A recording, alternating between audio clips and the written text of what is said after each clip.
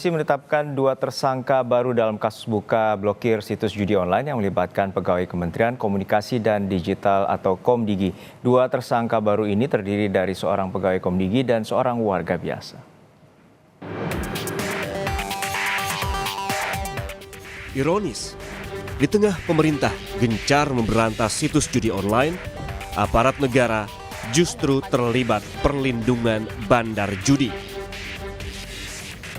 Terbaru, polisi kembali menetapkan 2 tersangka, seorang pegawai Komdigi dan seorang warga biasa. Artinya, hingga kini ada 12 pegawai Kementerian Komunikasi dan Digital yang berwenang memblokir situs judi malah jadi tersangka menyalahgunakan kewenangan dengan membiarkan situs-situs judi online dan diduga punya hubungan dengan bandar judi. Kominfo yang sekarang bernama Komdigi sebagai pihak yang bertanggung jawab mencegah judi online justru diisi aparat pelindung dan berhubungan dengan bandar judi. Jumlah tersangka dalam kasus judi daring yang melibatkan pegawai Kementerian Komunikasi dan Digital atau Komdigi bertambah menjadi 16 orang. Dari jumlah itu, 12 orang adalah pegawai kementerian yang terlibat praktik judi daring, 4 lainnya warga biasa. Jumat lalu, polisi membawa 2 tersangka ke ruko di Bekasi Selatan yang diduga menjadi tempat pengoperasian judi daring. Polisi menemukan 12 perangkat komputer dan fasilitas lain yang diduga menjadi sarana bagi para tersangka untuk menjalankan aksinya. Terkait penyalahgunaan wewenang oleh oknum pegawai pada kementerian yang menerima sesuatu untuk tidak melakukan tugas dan fungsinya. Salah satu tersangka judi online ini mengaku dari 5.000 situs judi online yang seharusnya diblokir, hanya 4.000 yang benar-benar dilaporkan untuk diblokir. Sedangkan 1.000 situs lainnya dijaga agar terhindar dari pemblokiran. Tersangka mengaku mendapat 8,5 juta rupiah dari setiap pengelola situs yang tidak diblokir. Selain menggeledah ruko di Bekasi, polisi juga menggeledah kantor Kementerian Komunikasi dan Digital. 4 tersangka dihadirkan dalam penggeledahan. Menteri Komunikasi dan Digital Mutia Hafid mendukung penuh penyidikan polisi. Ia mempersilahkan aparat masuk ke kantornya. Kita amat mendukung dan sekali lagi membuka pintu kepada kepolisian untuk melakukan jika diperlukan pengembangan penyidikan ke dalam, termasuk kalau memang harus masuk ke kantor kami di Komdigi. Bagi kami ini baik sekali lagi sebagai upaya bersih-bersih agar kantor kami juga bisa menjalankan tugas dan fungsi yang diamanahkan Presiden dengan baik. Jadi tadi Presiden menyampaikan bahwa langkah-langkah sudah betul diteruskan.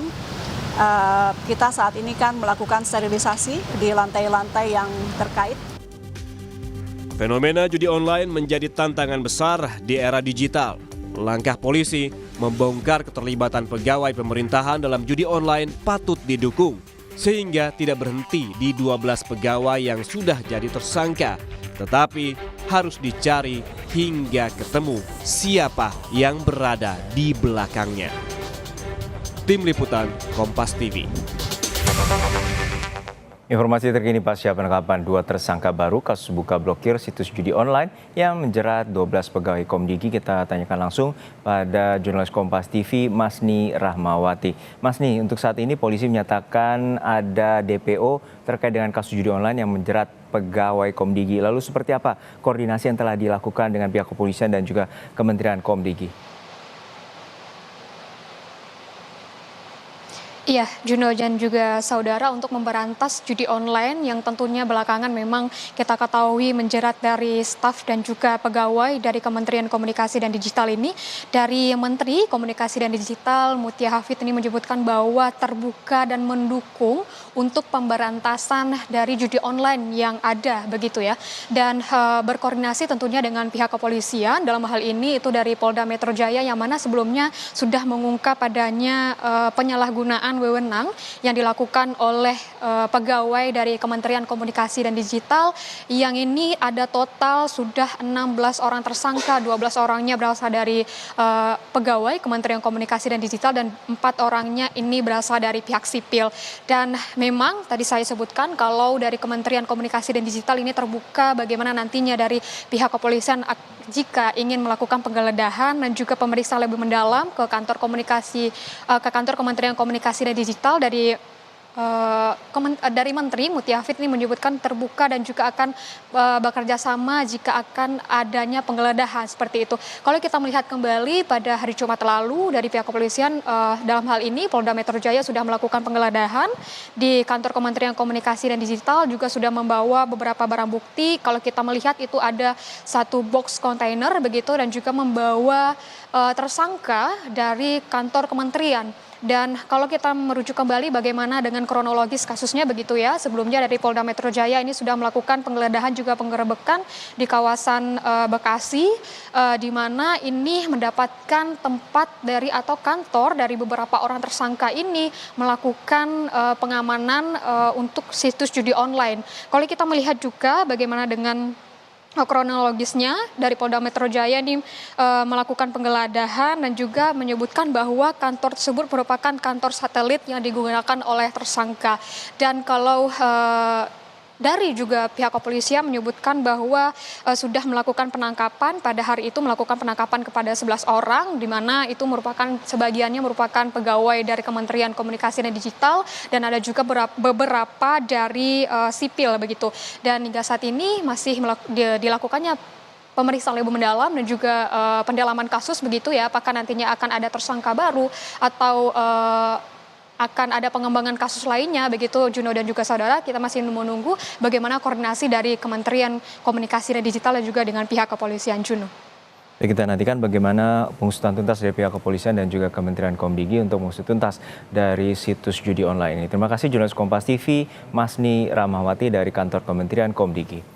Dan saudara, Gunawan Satbor, konten kreator asal Sukabumi, Jawa Barat, menjadi tersangka kasus dugaan promosi judi online. Selain Satbor, polisi juga menangkap 2 orang rekannya.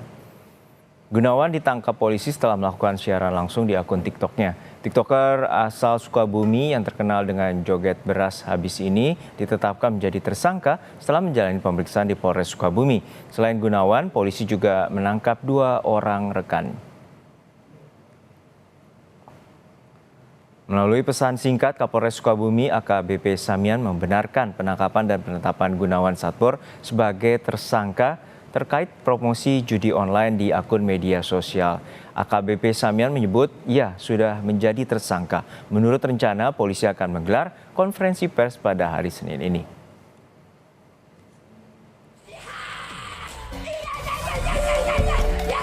TikToker Gunawan Satbor ditangkap polisi karena diduga mempromosikan judi online saat dirinya siaran langsung di akun TikToknya. Gunawan Satbor melakukan aksi joget di sebuah lahan kosong bekas perkebunan warga di Desa Bojongkembar, Kabupaten Sukabumi, Jawa Barat. Kami pun mencoba menelusuri lokasi aktivitas live TikTok Satbor bersama kawan-kawannya. Untuk menuju perkampungan Satbor, kami harus menempuh jarak kurang lebih 30 km dari pusat kota Sukabumi. Dari jalan utama, kita harus masuk kembali ke sebuah jalan gang hingga menemukan sebuah lahan kosong di sebuah perkebunan warga.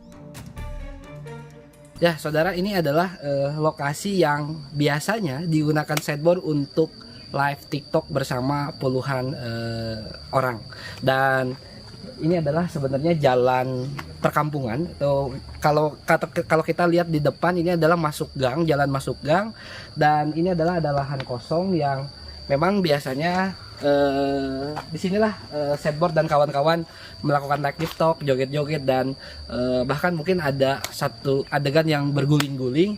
Dan memang ini adalah lokasi sepi ya, kalau kita lihat di jalan ini adalah lokasi sepi, dan ini dimanfaatkan oleh Satbor sehingga waktu kemarin sebelumnya Satbor itu melakukan live TikTok, meskipun ini jalan sepi, setiap hari ini ramai oleh warga dan yang nonton ketika Satbor live TikTok. Menurut Kepala Desa Bojongkembar, Gunawan Satbor sebelumnya berprofesi sebagai tukang jahit di Jakarta. Setahun lalu, Satbor kembali ke rumahnya dan mulai aktif di media sosial. Satbor tidak sendiri. Puluhan orang kerap ikut live untuk mencari penghasilan tambahan dari live TikTok Satbor. Ada 3 orang yang diamankan, 1 Gunawan, 2 Satbor. Ahmad Supendi, dan 3 Koko. Nah, yang Koko ini bukan warga saya. Oh, tapi mereka terlibat dalam aktivitas Satbor ini di sini. Terlibat. Kalau untuk profesi di sini kebanyakan kerja UMKM. Yang buat enye ya atau kicimpring. Ada juga petani, cuman di sini kan petaninya musiman. Di mana musim manggis itu panennya 1 tahun sekali. Ada juga yang di PHK dari perusahaan yang ada di Kecamatan Cikembar gitu. Ada juga. Jadi dia ikut di sini untuk nambah penghasilan berarti. Nama Pak, ya? penghasilan. Pasca Gunawan Satbor ditangkap, tidak ada lagi keramaian warga yang melakukan live TikTok. Kondisi perkampungan pun menjadi sepi. Konten kreator Gunawan Satbor ditangkap polisi 31 Oktober lalu. Satbor ditangkap bersama 2 temannya. Ketiganya ditangkap atas dugaan mempromosikan situs judi online saat siaran langsung di media sosial TikTok. Insan Maulana Firdaus, Kompas TV Sukabumi, Jawa Barat. Menurut rencana siang hari ini, Polres Sukabumi, Jawa Barat akan menggelar jumpa pers terkait informasi penetapan tersangka konten kreator TikTok Gunawan Satbor. Kita tanyakan langsung pada jurnalis Kompas TV Andris Mukhtar di Sukabumi, Jawa Barat. Andris, nanti rencana pukul berapa polisi akan menggelar jumpa pers terkait dengan penetapan tersangka dari Gunawan Satbor?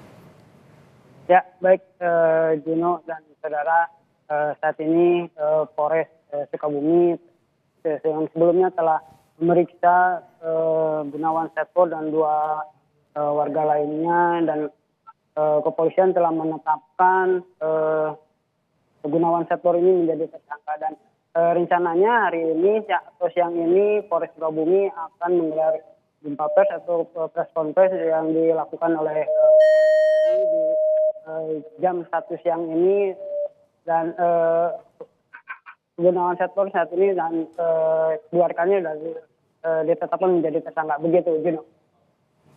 Untuk saat ini apa saja bukti-bukti yang telah diperoleh pihak kepolisian untuk penetapan terkait dengan penetapan tersangka Gunawan Satbor? Ya, untuk informasi lebih jelasnya kita masih menunggu dari keterangan dari Kapolres Sukabumi, AKBP Samian ini untuk memang sebelumnya Gunawan Satbor ini melakukan live TikTok yang diduga mempromosikan judi online, dan setelah melalui pemeriksaan oleh Satreskrim Polres Sukabumi, Gunawan dan 2 rekannya ini ditetapkan menjadi tersangka. Begitu, Juno. Baik, terima kasih atas laporan Anda, jurnalis Kompas TV Andris Mukhtar dari Sukabumi, Jawa Barat.